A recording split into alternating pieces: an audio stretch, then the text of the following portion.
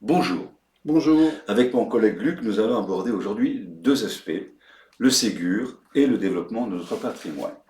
Suite à la crise sanitaire, le secteur hospitalier a pu bénéficier de primes. La première prime, c'est la prime Lafourcade, et la deuxième prime, la prime Ségur, d'un montant de 238 euros brut mensuel. Concernant la prime Ségur, elle a connu une extension au secteur médico-social, puis au secteur social, sur les métiers de l'accompagnement. Notre positionnement, notre association a toujours été des militants d'un Ségur pour tous.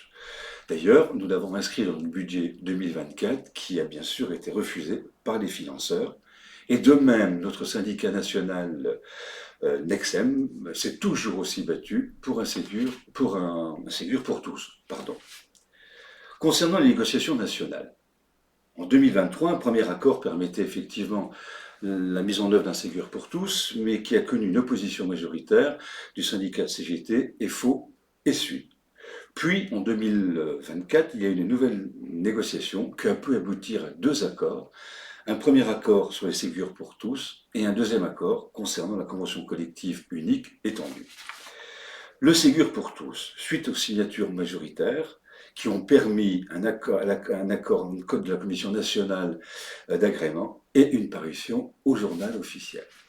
La décision de notre association est la suivante. Dès juillet, sans avoir perçu le financement, l'ensemble des oubliés des Ségur bénéficieront de la prime Ségur, et ce, depuis janvier 2024. Et cette prime apparaîtra sur les bulletins de salaire du mois de juillet. Voilà, je laisse la parole à mon collègue Luc concernant notre patrimoine. Merci pour ces informations. Je veux évoquer effectivement le patrimoine et l'évolution du patrimoine pour l'association. Ça concerne 4 espaces, une première sur la Grange aux Bois, une seconde pour une pension de famille sur Morange, 2 hôtels dans la région de Sarreguemines et enfin l'accueil du Pont des Grilles. Pour ce qui concerne la Grange aux Bois doit accueillir les salariés. L'acquisition de bureaux a été effectuée et aujourd'hui l'aménagement est en cours et dans les tout prochains jours, ces bureaux pourront être occupés. Pour ce qui concerne Morange, la signature est en attente de l'obtention des permis de construire. Le dossier administratif est également en instruction. Néanmoins, les premières consultations ont déjà été effectuées auprès des entreprises. L'accueil du Pont des Grilles, qui est quelque part historique et symbolique pour les personnes en déshérence sur la ville de Metz, a été mis en vente par la mairie de Metz. Très rapidement, l'association s'est positionnée pour l'acquisition de celle-ci.